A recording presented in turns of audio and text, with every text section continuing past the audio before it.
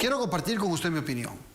Si hay algo que es fundamental para lograr cambios radicales en nuestro país, es una reforma estructural. Son cambios estructurales que requerimos en el aparato estatal. Pero cuando se habla de cambios estructurales, no es cerrar instituciones. Cuando se habla de cambios estructurales, no es echar y despedir empleados públicos. No. Es hacer un análisis profundo de dónde estamos fallando y a partir de ahí sí podemos hacer cambios. Inclusive algunos cambios nos pueden llevar a mejorar instituciones públicas que siguen siendo necesarias pero que han cambiado en el transcurrir del tiempo o que requieren un cambio sustancial para enfrentar el futuro. De la misma forma, podríamos estar claros en cuáles empleados públicos ya no hacen tanta falta y en cuáles tenemos que invertir, en cuáles áreas, nueva inversión humana para poder desarrollar y tener el verdadero Estado solidario que nos permita avanzar en las políticas públicas y en el beneficio de todos los costarricenses. Hay que tener muy claro qué es una verdadera reforma estructural del Estado. Esa es mi opinión.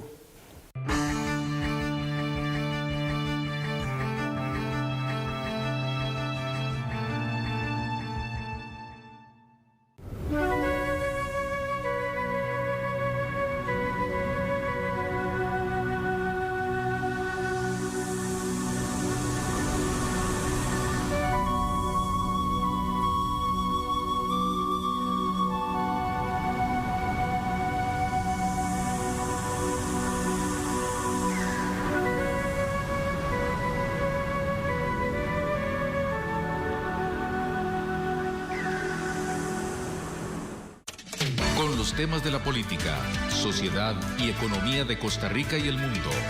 Café y Palabras. Lo que hay que escuchar del acontecer nacional con el politólogo Claudio Alpizar Otoya. Café y Palabras, porque la política sí importa. Escuche Café y Palabras de lunes a viernes a las 9 de la mañana en Radio Actual 107.1. Café y Palabras. El programa deportivo con más de 16 años en televisión nacional. Zona Técnica, este domingo, 7 de la noche por Canal 8.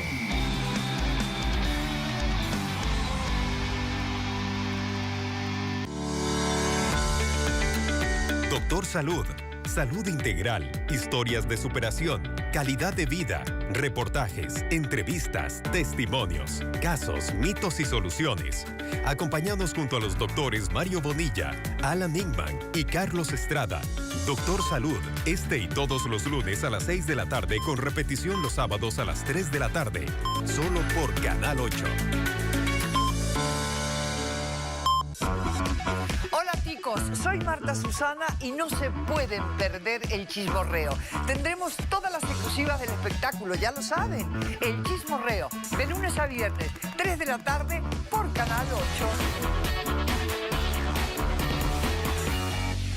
En la revista Somos Alegría, somos música, somos amor, somos noticias, somos más. Acompaña a Luzania Víquez y Paula Brenes de lunes a viernes de 8 a 10 de la mañana por Canal 8.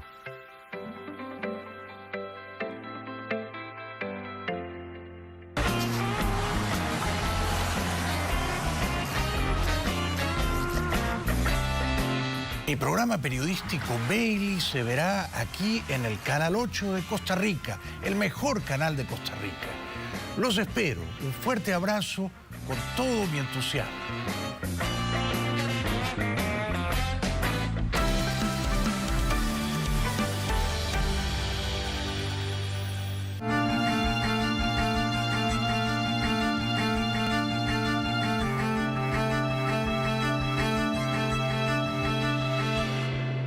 Vamos para la segunda parte. La semana pasada los dejamos en una conversación entre don Carlos Manuel Echeverría y don Manuel Zúñiga García, más que interesante, y nos vimos obligados a continuar.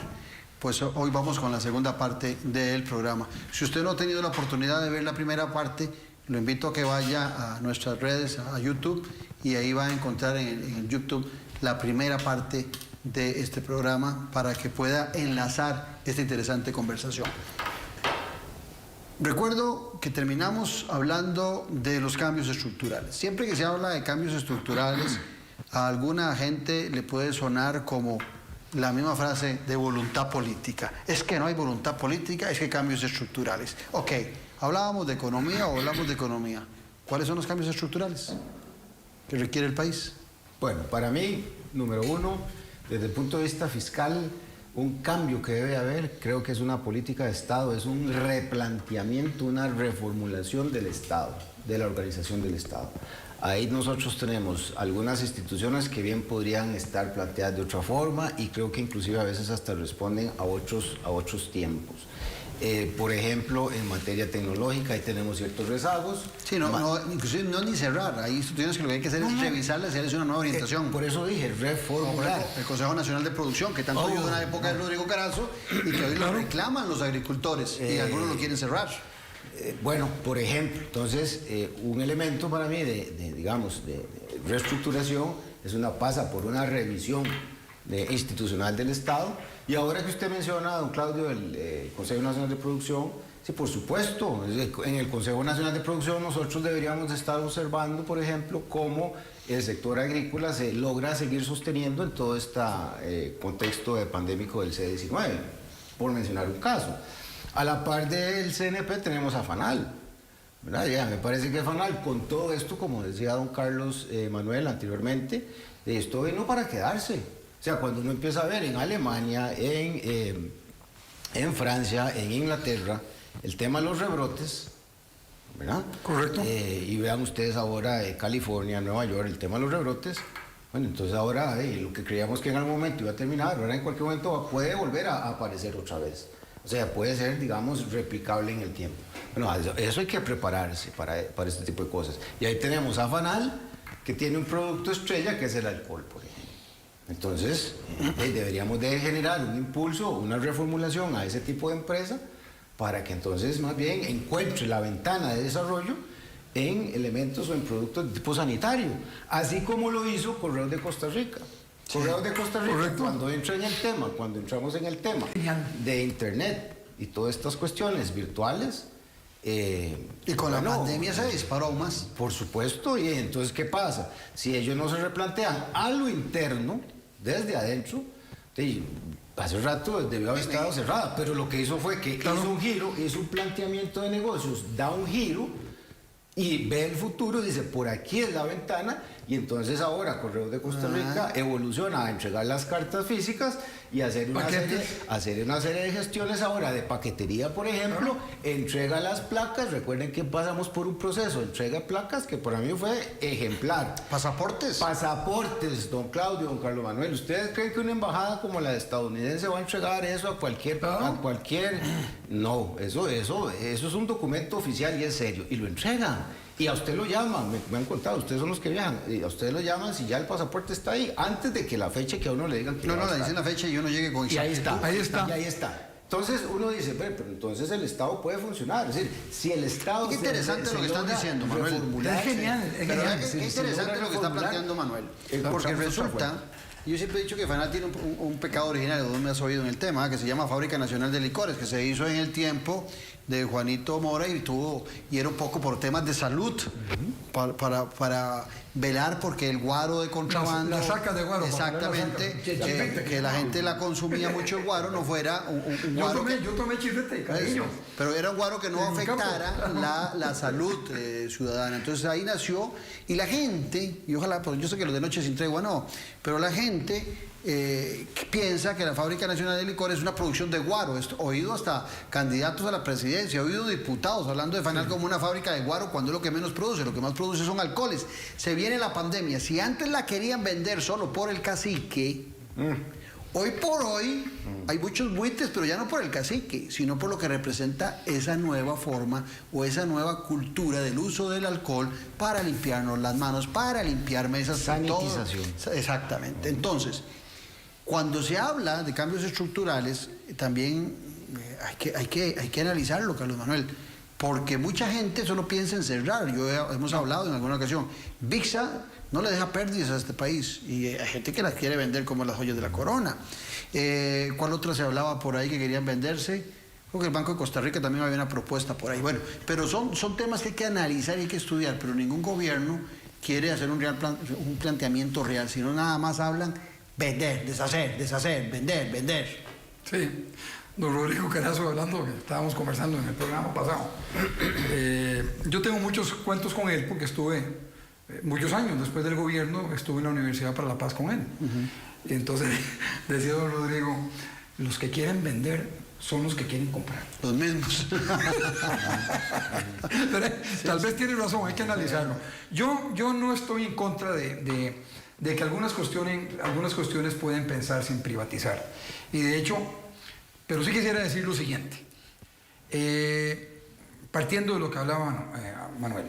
Vean, Correos de Costa Rica se reconvirtió.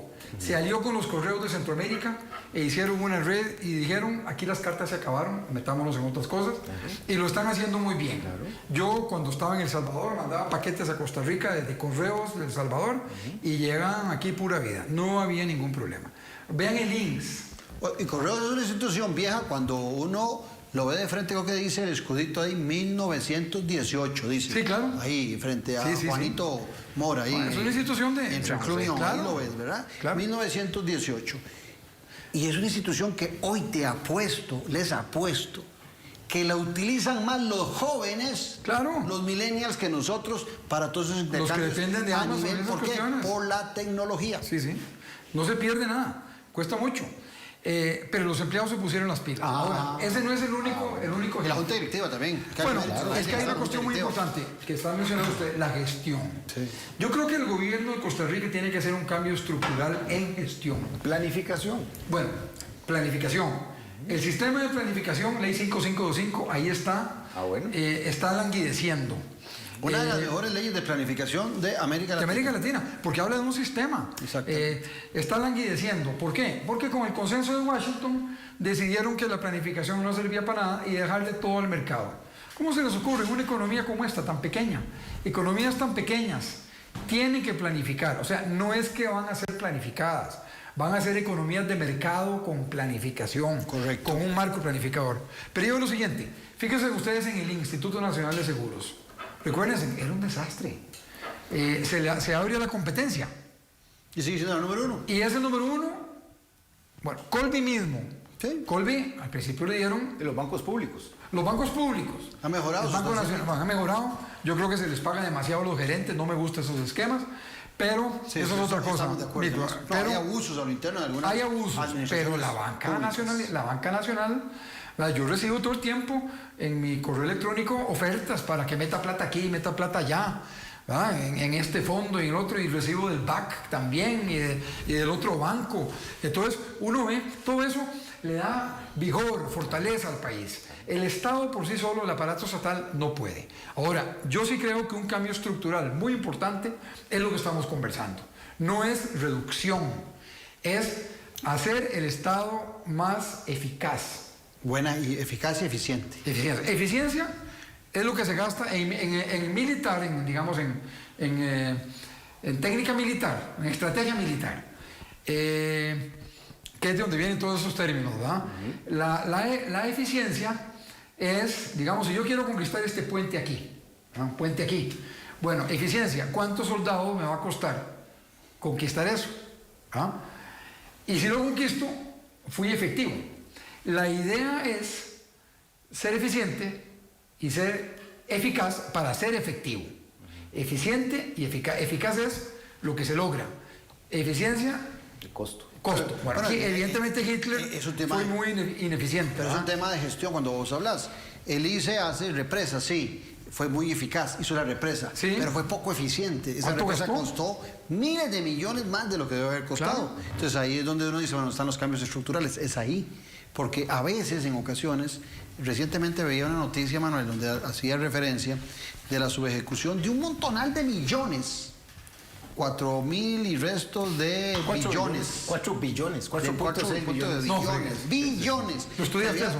No, apareció en las noticias en estos días que no fueron subejecutados, que ahí las tienen las empresas. Ese día yo había hablado con vos y vos me habías planteado que nosotros teníamos un gran problema, que era que teníamos un déficit primario de 1 billón de colones y que teníamos un déficit financiero que son los intereses que pagamos, de 1.5 billones de colones.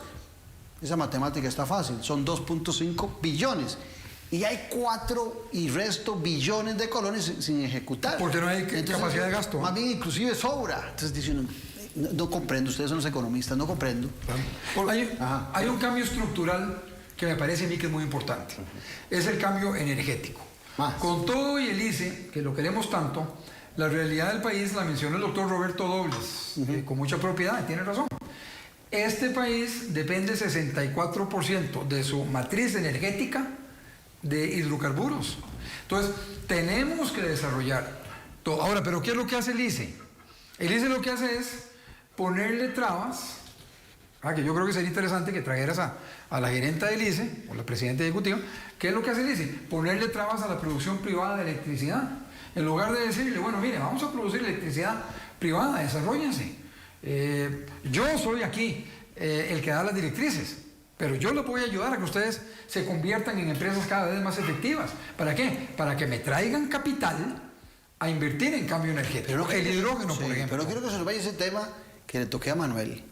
Sí. Esos billones, tenemos un déficit general entre el primario y financiero de 2,5 billones de colones.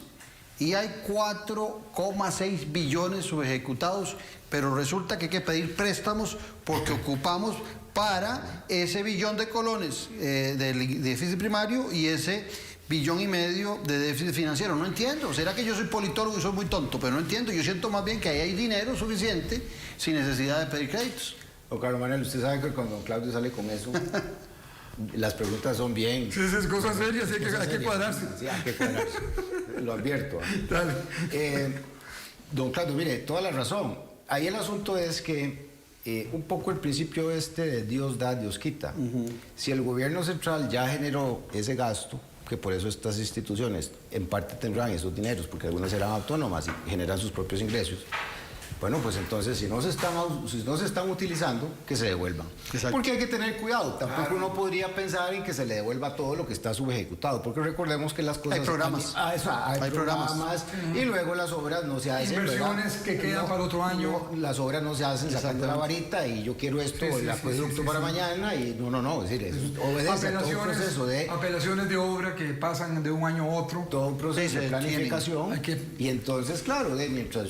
Pero algo debe estar sobrando ahí. Por supuesto, es la parte que no se ha ejecutado. Entonces, esa parte yo creo que en estas situaciones de urgencia fiscal sí debería de darse un marco legal para que eso retorne a la caja del Estado, porque el hecho de que haya salido del Estado es lo que le provoca un mayor endeudamiento. Si eso no se ha utilizado, pues que se le guarde esos recursos. Entonces, se le guarda, se le reserva dentro del Estado esos recursos y entonces el Estado recibiría eso y baja un poco, o sea, nivela un poco el gasto que ha tenido y de esa manera se va utilizando los recursos, como lo decía don Carlos Manuel, de una manera más eficiente, ¿verdad? Y luego eficaz en el tiempo. Y no necesariamente se le da la masa de recursos y de aquí a 10 años, 7 años, a que la obra tal vez probablemente se va ahí gestando, sino que conforme se va gestando, va saliendo el egreso desde el Estado, aunque desde el Estado ya se queda eso presupuestado. Claro. Pero queda de este lado. Siempre asumiendo que hay buena gestión.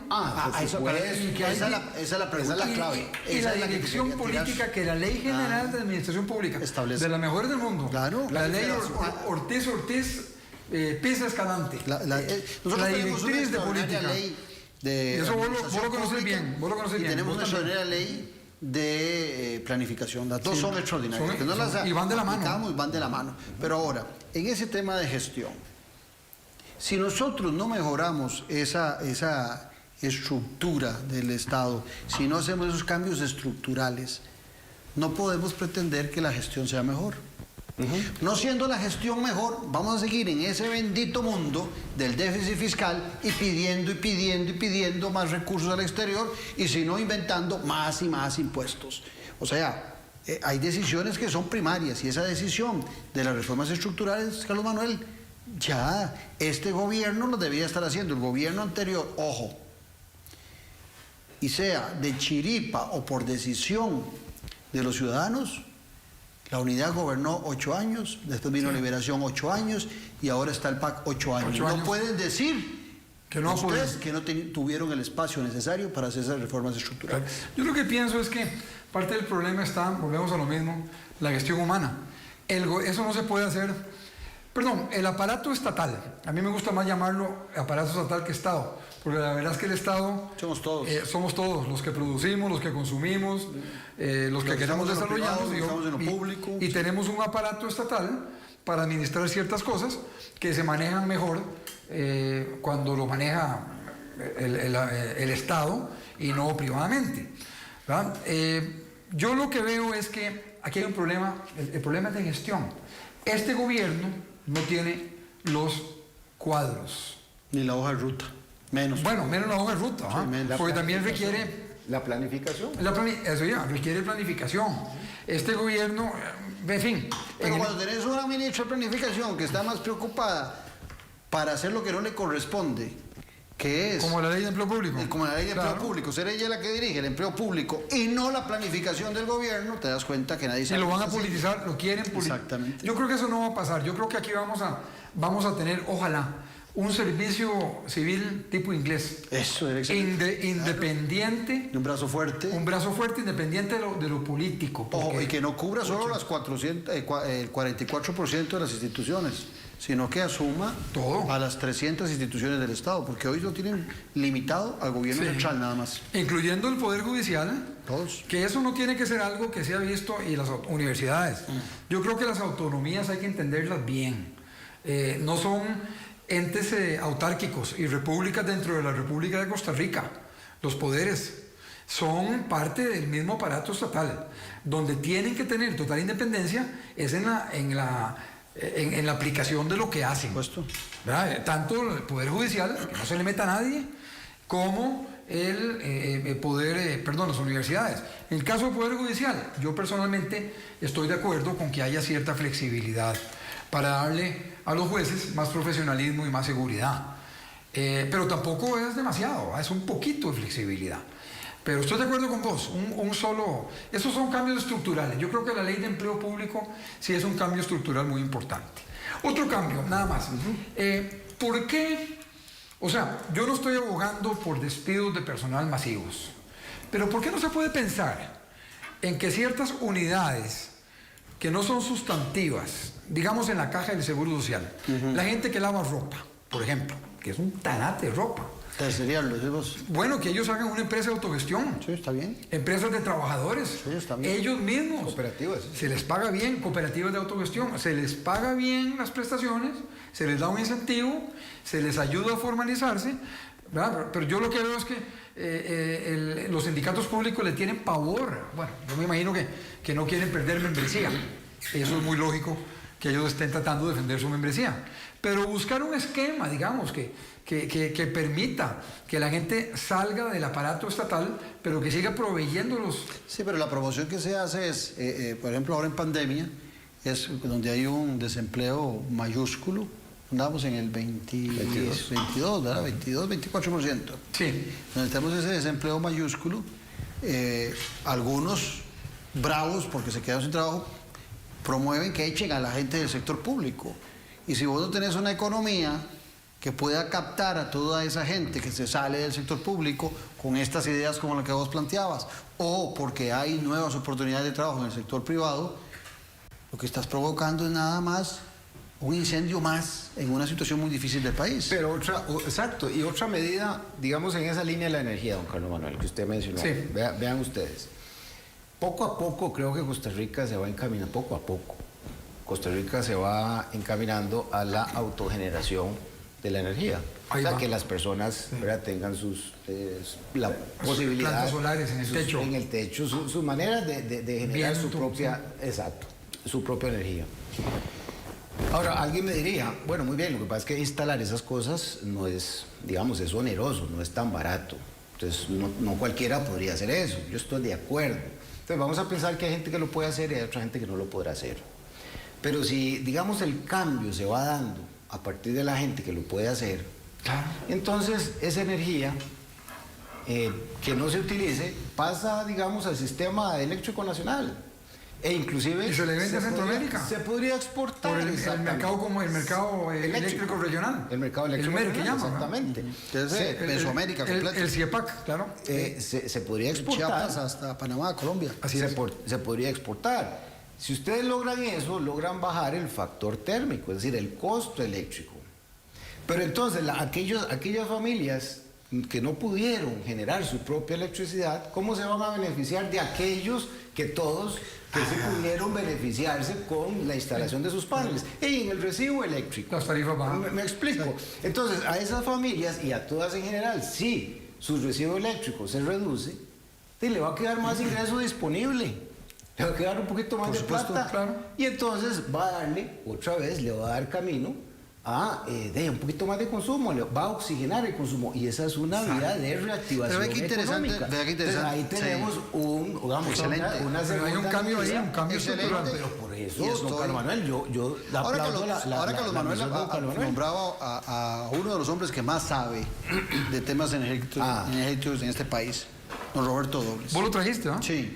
indudable. Yo no sé cómo Roberto no se cansa y se aburre de decirle a la gente y predicarle de sus muy buenos artículos en la prensa sobre los cambios que hay que tener. Por dicha que sigue predicando, pero ya otro hubiera tirado la toalla porque no hay una atención a lo que él plantea.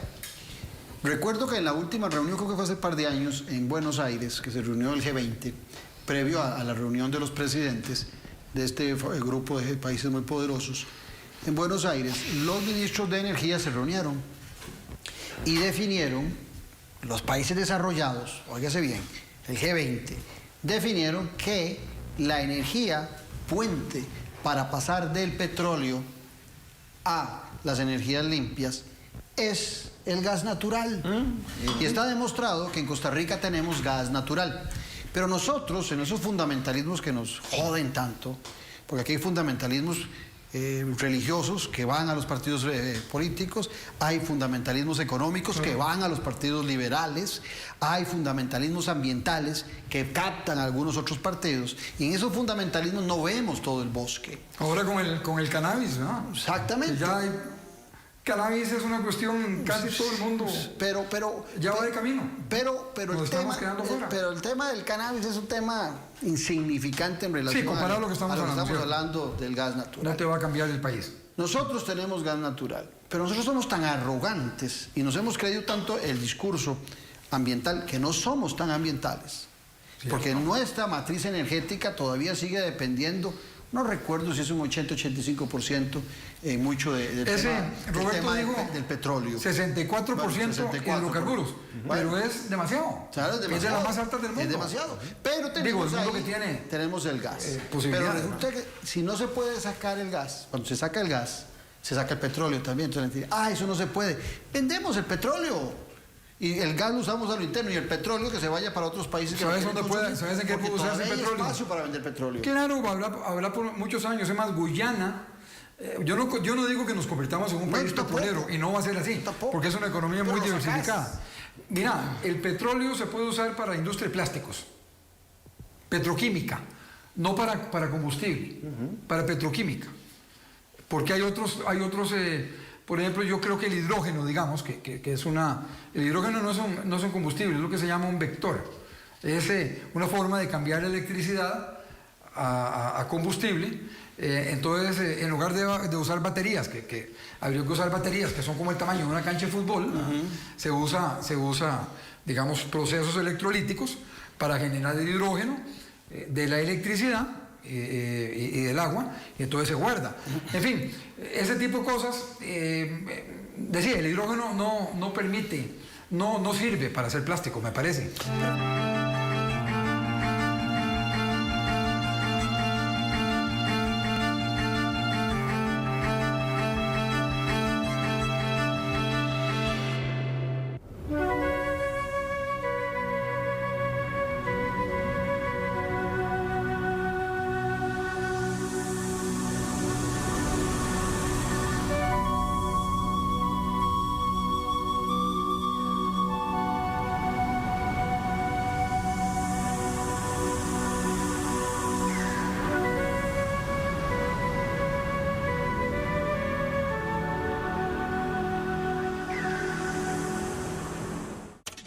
Con los temas de la política, sociedad y economía de Costa Rica y el mundo.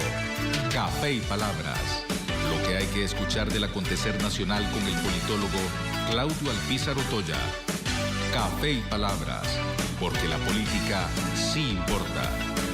Escuche Café y Palabras, de lunes a viernes a las 9 de la mañana en Radio Actual 107.1. Café y Palabras. En la revista Somos Alegría, somos música, somos amor, somos noticias, somos más. Acompaña a Luzania Víquez y Paula Brenes de lunes a viernes de 8 a 10 de la mañana por Canal 8.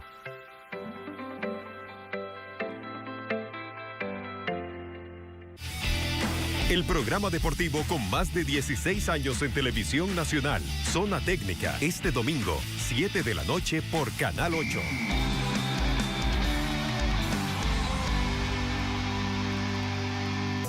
Equilibrio, igualdad y equidad.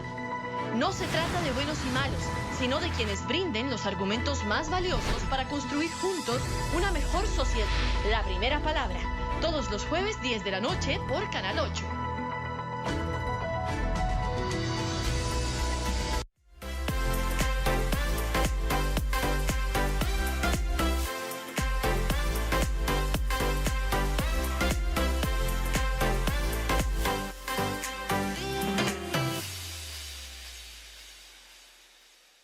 En Fútbol al Día, nuestros comentaristas Diego País, Jacqueline Álvarez, Leo Sandí y Diego Obando te traen de lunes a viernes lo último del fútbol nacional e internacional, porque El fútbol es hoy. además entrevistas con los mejores invitados que nos mostrarán el panorama completo en la cancha. El equipo de Costa Rica, yo sí lo dije porque salí de ahí. Porque es diferente, hay paciencia para trabajar. Hay mucha presión, se maneja mucha presión, ya cuando se gana un torneo. No es mediático. Agente polémico, por cierto. De lunes a viernes a las 9 de la noche. Así que Esto es Fútbol al Día. quédate en el 8.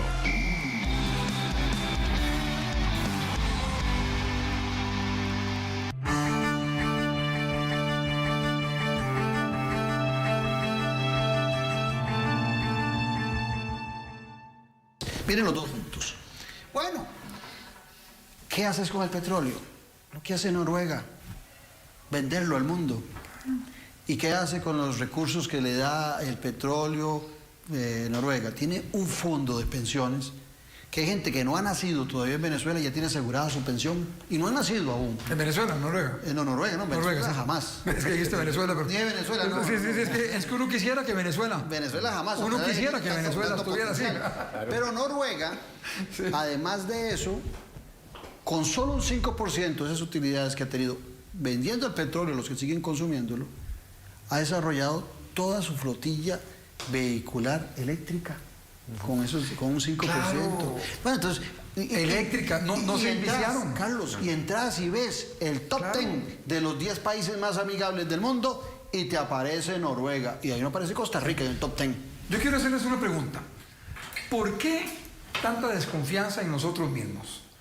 ¿Por qué no podemos nosotros producir petróleo y gas, como bien lo estás hablando, en una forma... El oro que nos dejan robar. El oro, porque el oro... Bueno, se armó, yo no voy a entrar a ese problema, pero en fin, había una compañía canadiense que quería venir. Pero ¿por qué no podemos nosotros el oro explotarlo bien, en lugar de que se lo roben, que pervirtieron a la comunidad de Avangares? Inseguridad la agarraron total. por hambre y empezaron a sacar el oro por ahí, en una pobre comunidad. La pervirtieron, le hicieron daño espiritual y daño ético y moral. ¿Por qué tanta desconfianza en la capacidad de nosotros mismos? En muchos campos. Otro campo que a mí me llama la atención. Yo viví en El Salvador 9 años. Vos sabés, no sé si vos sabías, Manuel. Fui embajador y antes había estado en el SICA. Y... Hasta subiste la doble nacionalidad. Sí, sí, claro, soy muy centroamericanista también, ¿no? Y en El Salvador, en los estadios, se toma cerveza. O sea, yo no estoy aquí abogando por eso sin estudiar. Se toma cerveza. Y más bien se meten demasiado trago, ¿eh?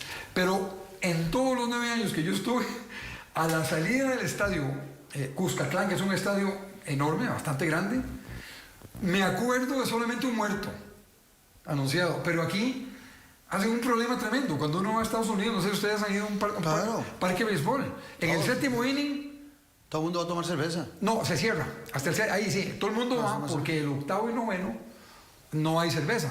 Y si el partido se va a 15 innings, salados, no hay cerveza. Pero ¿por qué en Costa Rica desconfiamos tanto de nosotros mismos que no podemos tener eso? Yo lo que creo es que los grupos de presión se han organizado muy bien y entonces eso es lo que ellos quieren. Y quieren que todo el mundo haga lo que ellos quieren. Y eso a mí no me parece que es pensante, que está bien. No me parece que en una democracia como esta, una democracia liberal. Bueno, pero voy a esto, Manuel. Y entonces el Ministerio de Hacienda nos dice que la meta es recaudar, bajar un 0,9% del PIB, ¿verdad? Y entonces, ¿qué metiendo el impuesto a la lotería? Que con la renta global que arrancaría hasta el 2023, ¿verdad? Que con un punto más al IVA, 14%, con impuestos a transacciones. Y todas estas ideas que hemos generado nosotros, sin ser nosotros ninguna eminencias. No, pero todo es impuesto. Mira, y hay una lo dice un socialdemócrata, ¿verdad? No lo dice un liberal, lo dice un socialdemócrata, que ya no aguanta tanto impuesto. Creo que aquí ninguno es liberal. Son liberales políticos. Exactamente. Sí, ahí sí. Pero digamos, en materia, por ejemplo, que ahora, si pudiéramos, volvemos un momento a la energía, pero digamos, otra reforma estructural, don Claudio, don Carlos Manuel, la estructura impositiva. O sea, ¿por qué nosotros tenemos que tener esas estructuras tan complejas de manera impositiva? ¿Sí? Porque tenemos 105 impuestos. Incobrables. De los cuales, ¿qué? Entre los primeros 5, como decía don Claudio, en esos top de los 5, a esos se recauda el 85% de prácticamente todo. ¿Y qué hacemos con los el otro 5% es complicadísimo cobrarlos. Claro. O sea, se gasta más, volvemos al tema de la eficiencia y la eficacia, se gasta más en los juicios, ¿verdad? En el seguimiento legal para ir a ver si va a pagar o no, y al final se va a juicios larguísimos y quién sabe si va a pagar, en fin.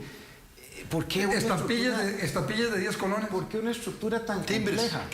¿Por qué una estructura tan compleja? Deberíamos simplificar eso. Eso sería una carta de presentación del país para el resto del mundo y así atraer inversiones. ¿No creen ustedes que llamaría la atención un país que presenta una estructura fiscal simplificada, prácticamente de unos cuantos impuestos, bien gestionados? Volvemos al tema de la gestión, volvemos al tema de la administración. Y ahí la Universidad de Costa Rica me parece a mí que está fallando.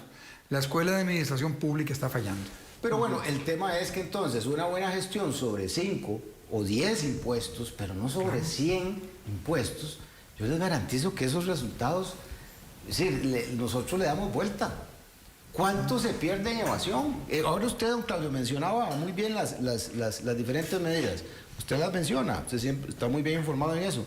Y ahora el temor mío es que mañana probablemente ya esas no van a hacer, porque entra el ministro de Hacienda diciendo que aquellas, aquellas medidas que se anunciaron ya no van. Porque ahora que don Carlos Manuel mencionaba la venta de activos, recuerdo perfectamente cuando se mencionó eso, luego el señor presidente sale diciendo que eso no iba, y ahora pareciera que vuelve a salir otra vez, ahí entre la plantilla de propuestas.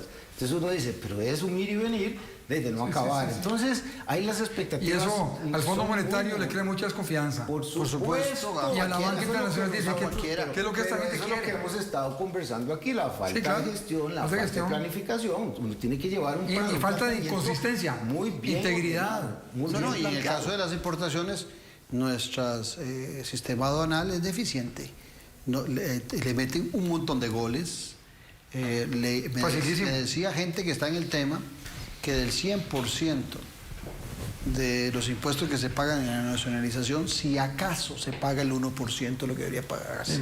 Es impresionante la defraudación que hay por no pagar impuestos de nacionalización en las aduanas. Claro, y otra reforma que es corrupción, ¿verdad? Sí, claro, otra reforma estructural al interior del tema fiscal, que ya dije que una sería la simplificación de la estructura tributaria, otra sería una revisión de la gestión interna del Ministerio de Hacienda.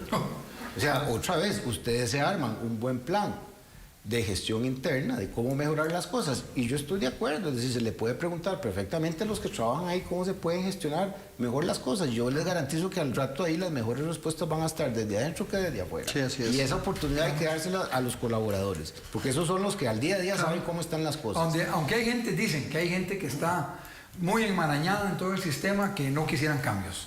Bueno, que prefieren seguir como están. Yo no puedo afirmarlo. Pero fíjate que también, para pensar no solamente en los grandes, en los pequeñitos, el hecho de la factura electrónica, el hecho de algunos cambios que se le implementaron a todo el sistema, perjudica a muy pequeños productores que, en la agricultura, en empresas muy artesanales, que hoy se ven atrofiados por desconocimiento, por falta de capacidad de ingreso a la tecnología. Antes había, me acuerdo, que era el pequeño contribuyente, ¿se acuerdan? Usted se escribía como pequeño contribuyente y siempre pagaba un impuesto mes a mes. Entonces, a esos chiquititos se les daba la oportunidad de seguir funcionando. Pero ahora se les trata a esos chiquitos como que fueran grandes. A esos chiquititos les pegan unas revolcadas porque se atrasan en la declaración de las cosillas que haya que hacer, que, digamos, en los trámites que haya que hacer. Pero elevación ahí está. Exactamente. Ahí es donde está entonces el tema, ¿verdad? De los 4 yo creo que es como la caja jodiendo a los empleados, ¿cómo se llama? Independientes. A los empleados independientes. ¿Y que les quiere cobrar? De todo. ¿Para atrás?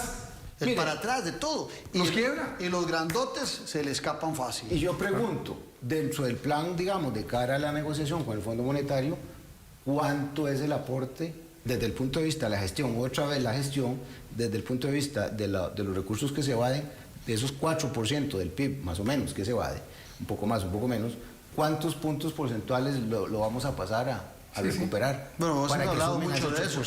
Y no se propone. No todo se recupera, pero una parte importante. Eso nunca se va a recuperar. Siempre habrá. Todo. Eso estamos claros. Y además, siempre habrá todos los años. Pero yo quisiera ver de ese 4%, un 1% por lo menos, un 1,5%. Ya sería una gran cosa. Por supuesto. Pero vean que todo lo que estamos diciendo... Pero perdón, eso sería una buena carta de presentación ante los organismos financieros.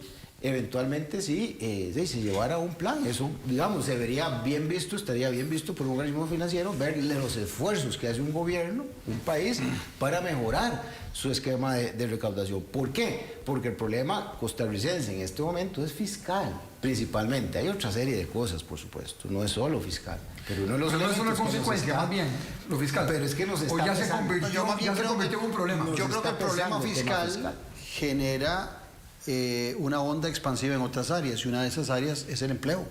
Sí. Solo el año pasado, la pobreza aumentó en este país 6%. O sea, pasamos a tener un 27% de pobreza, de un 21 a 27 en un año. A esa velocidad podemos llegar a los niveles que estuvo Venezuela antes de que llegara el chavismo, que era un 55%. Yo insisto mucho en el empleo productivo. Y a mí me parece que una máxima de este país, así como hacen los chinos, que sacan en el Oriente, sacan eslogans. Aquí un eslogan debería ser: vamos a producir competitivamente.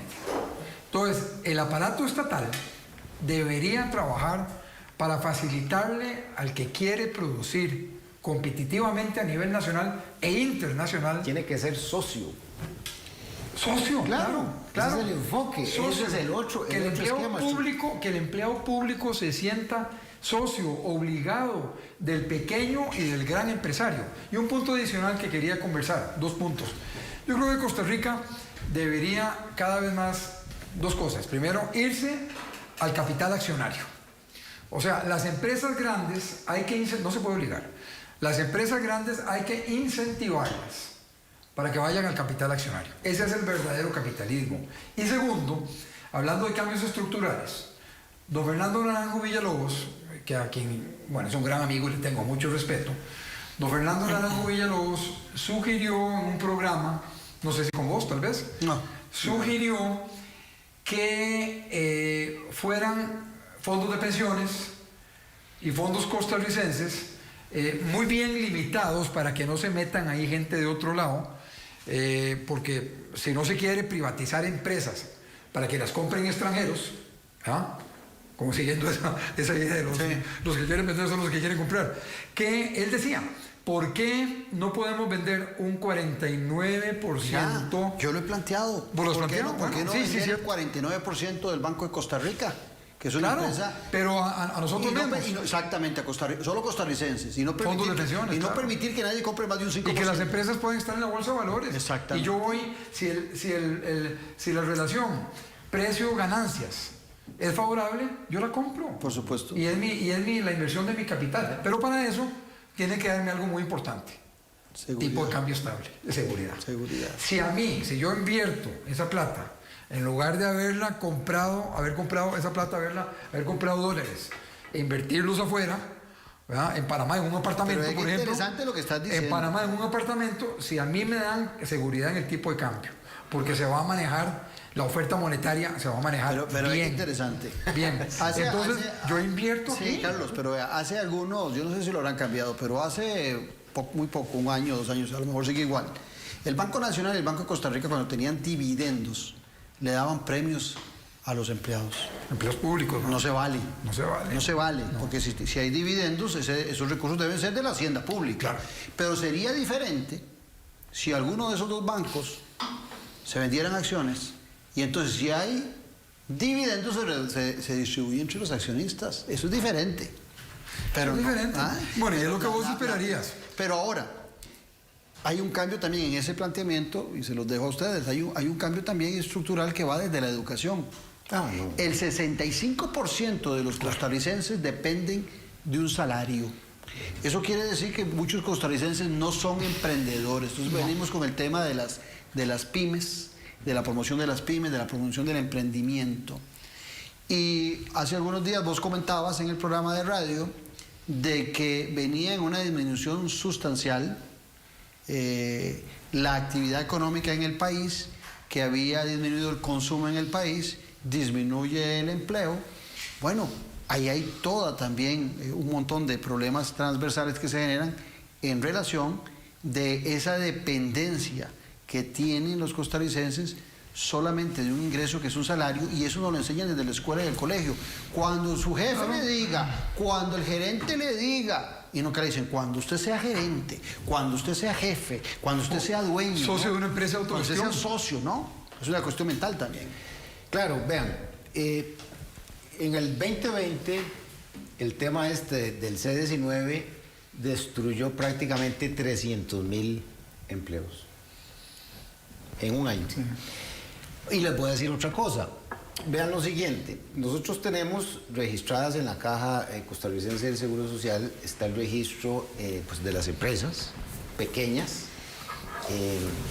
digamos, y microempresas. Las microempresas son aquellas de 1 a 5 colaboradores. Y luego las pequeñas van de 6 a 30 colaboradores.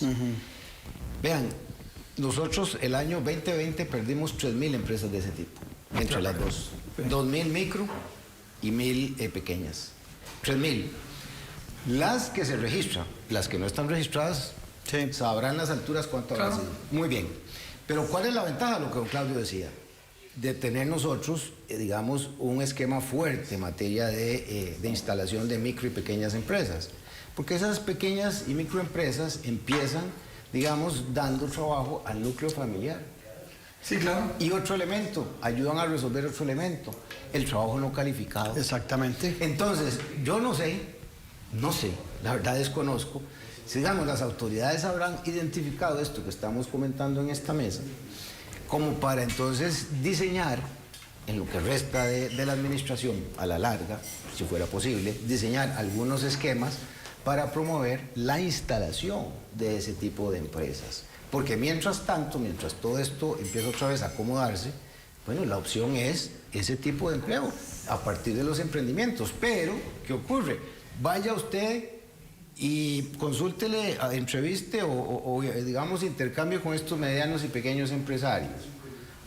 El tema en parte es impuestos, y sobre todo el tema de los trámites. Salen corriendo. Salen corriendo. Entonces es lo que yo he venido diciendo, ¿por qué no una dispensa de los trámites que sean los mínimos posibles Y que por eso... Déjelos que arranque y después déjelos que arranque. Un periodo de compra con los trámites. Y ahora sí, dejémoslo que arranque y al año le decimos, bueno, veo que su negocio prosperó, lo felicitan, bueno, ahora sí, ya tenemos que llenar esta formulita porque tenemos que empezar a registrar, y entonces le dan chance al emprendimiento, sea de que se defina, de que salga del mercado, de que se consolide, o sea, de que arranque. Sí. Pero es que además hay que entender algo desde el punto de vista empresarial, cualquier arranque implica costos. Por supuesto. Y después de la pandemia, 300,000 personas que ha dejado esto en el desempleo, mi pregunta es, ¿tendrán los recursos para digamos, cubrir los costos de un emprendimiento, de instalar un emprendimiento con timbres, ahí lo matan. De inscripciones, ahí lo matan. En Panamá acaban de aprobar una ley de emprendeduría que a las empresas estas pequeñitas... ¿Cuánto dura? Duran 24 horas. Creo que 24 horas. Y no pagan una serie de cuestiones hasta que no llegan a vender $1 millón. Cuando llegan a vender $1 millón, entonces sí el fisco les cae, pero el fisco creó ya una riqueza. Yo aquí yo quisiera tal vez destacar dos puntos muy importantes. Primero, vos lo decías, la educación nuestra se enfoca en el empleo, que vas a ser empleado, vas a trabajar para alguien, o sea, pareciera que te quieren como para producir pegado a una máquina y como consumidor, no para que penses y para que seas una persona libre, un ser humano libre. Entonces, yo creo que a nivel de educación pública, desde casi primer grado, kindergarten, emprendeduría. Y segundo, estas empresas pequeñas, encadenarlas a las empresas que generan dólares. Por supuesto. El turismo es tremendo en eso, es buenísimo. Por eso, yo sí tengo fe en que el turismo va a volver por sus fueros, no me cabe la menor duda. Tengo esperanza. Exacto. Va a volver, no me cabe la menor duda. Va a volver. Y el turismo, vos sabés que una empresa familiar en el turismo es baratísimo. Porque son básicamente servicios que se le prestan al turismo de todo tipo. No quiero entrar en detalles, pero de todo tipo puede ser, ¿no? Y los servicios, y el turismo es un generador de encadenamientos tremendo. Y un elemento fuerte del turismo atractivo, ¿cuál va a ser? La sanitización. ¿Y cómo se sanitiza un país, o las industrias, o los servicios? En parte con normas, digamos, de limpieza. Y ahí el alcohol no es un insumo. Exactamente. Importante. Claro. ¿Me explico? Entonces, yo igual tengo esa esperanza. Ahora, en esta reunión multisectorial que se hizo, que muy tarde la hizo el presidente de la República, y sorprende porque es un partido que se llama Acción Ciudadana y parece que es lo que menos tiene, Acción Ciudadana, pero no les interesa. Se creó un consejo consultivo económico-social. ¿No debería una conversación como esta que estamos teniendo nosotros ser el mecanismo de ese consejo consultivo? Porque ese consejo consultivo, si va a terminar reuniéndose para definir a quién le metemos más impuestos y a quién le bajamos los salarios, nos jodimos todos, ¿verdad? El problema, me parece, es que todos estos esquemas de diálogo, digamos, todos estos ejercicios, son buenos. Pero yo lo principal que veo, lo que siento que queda debiendo en todos estos procesos de diálogo es la toma de decisiones, por un lado, y dos, la vinculancia de esas tomas de decisiones. Claro. Porque si uno revisa en ejercicios similares en otros países, se toman decisiones. Claro. Se toman decisiones. Caso de Corea. Pero perdón, don Carlos. Sí. Entonces, otra vez, que no venga a hacer esto, ¿verdad? Un centro de discusión y digamos, de elaboración de documentos van y vienen. Exacto. Y de reflexiones interesantísimas, ¿verdad? Sociológicas, económicas, políticas y aquello. Y lo otro, sino que, bueno, ¿qué decisiones van a emanar de ahí? Porque también se le dice consejo consultivo, social económico, pero es que eso me suena también a aquellas comisiones famosas de notables. Claro. Decía Don Wilbur decía, eufemístico. Las comisiones no tienen cuerpo que patear ni alma que condenar.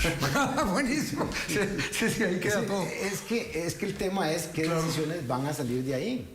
Me explico, es decir, todos esos ejercicios de diálogo pueden ser, pero ¿cuáles son las decisiones que finalmente yo siempre pongo el ejemplo que queda? Yo pongo el ejemplo de Corea del Sur, que yo lo conocí muy bien. fui presidente de la Asociación Coreana Costarricense de Amistad, Corea del Sur, ¿no?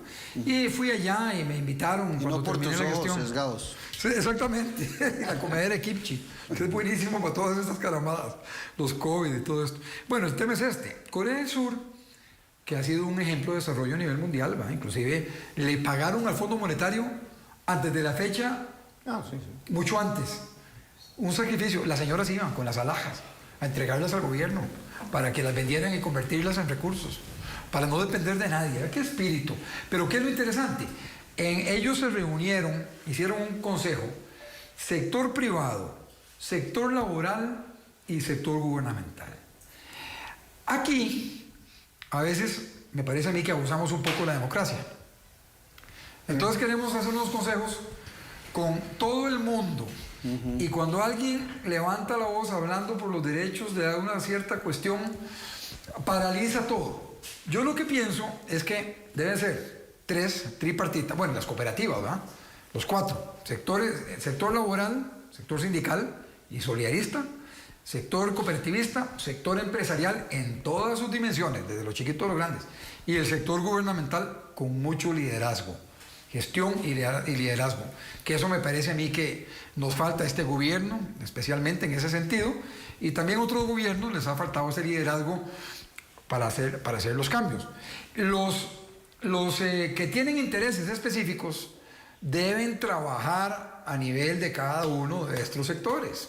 Entonces, no pretender estar todos ahí en la mesa de los jefes, ¿cómo se llama? De los tacastanes, ¿cómo es que dicen los grandes obispos? ¿Verdad? No, sino que ahí están nada más sindicatos y solidarismo, cooperativistas, sector empresarial y sector gubernamental liderando. Y los demás influyendo en ellos para que lo que ellos propongan, que son para comprometerse, pero para comprometerse realmente, para trabajar en esa dirección, para hacer que lo que se comprometieron permee en las bases, llegue a las bases, ¿no? Y entonces, así se creó Corea del Sur. Pero mira, ya se nos está yendo el programa y yo creo que ya un tercer programa con vino en la mesa sería muy peligroso. Diríamos más cosas de la cuenta. Pero yo creo que sí hay muchos temas que nos pueden terminar ayudando. Sí, claro. Hace 8 días, cuando hablábamos de la cuarentena de Rodrigo Carazo, la crisis de Rodrigo Carazo y 40 años viviendo lo que estamos viviendo ahora, es otra Costa Rica y tenemos muchas más fortalezas que la de aquel tiempo como para que no tomemos decisiones oportunas para salir de esta crisis. Por supuesto, don Claudio. Don Carlos Manuel lo preguntaba muy bien. O sea, ¿por qué es que nosotros, qué es lo que a nosotros nos hace falta para hacer estas cosas? ¿Qué es confianza? Bueno, creo que es entendernos, creo que es el entendimiento, porque usted me va a corregir, don Carlos Manuel. Allá en Corea, la crisis del 2008, la crisis financiera mundial, se superó. La industria automovilística la supera poniéndose de acuerdo los industriales y los sindicatos. Sí, claro. Se ponen de acuerdo, rebajan las jornadas, rebajan los salarios y entonces la industria logra subir. Vean la que está posicionada en las primeras del mundo hoy. Se entendieron. Entonces, don Claudio, yo creo que aquí lo que hace falta es un entendimiento profundo en diferentes temas. Entendimiento. Por eso estos consejos y estos ejercicios de diálogo, muy bien, pero ¿a dónde están las decisiones? Aquí lo que falta es entendernos. Yo tengo y sigo con la esperanza. Estadistas. Yo creo que el país necesita un presidente con espíritu estadista, no simplemente de quedar bien y andar pateando la bolita para adelante para llegar a las elecciones e irse para la casa con la pensión. No, queremos gente que sea capaz de tomar grandes decisiones, mantenerlas y enfrentarse, porque aquí en Costa Rica nunca faltará alguien, vivimos mucha democracia, alguien que se oponga. Por eso es la esperanza. Eso es la esperanza. Muchas gracias, Carlos Manuel. Un brindis, empezamos con un brindis por la esperanza, terminemos con un brindis por la esperanza en los ciudadanos. Muy bien, gracias. Muchas gracias a ustedes por habernos acompañado, espero que hayan disfrutado este programa que hicimos en 2 capítulos. Los espero en 8 días acá en Noche Sin Tregua, siempre con política con P mayúscula. Un abrazo.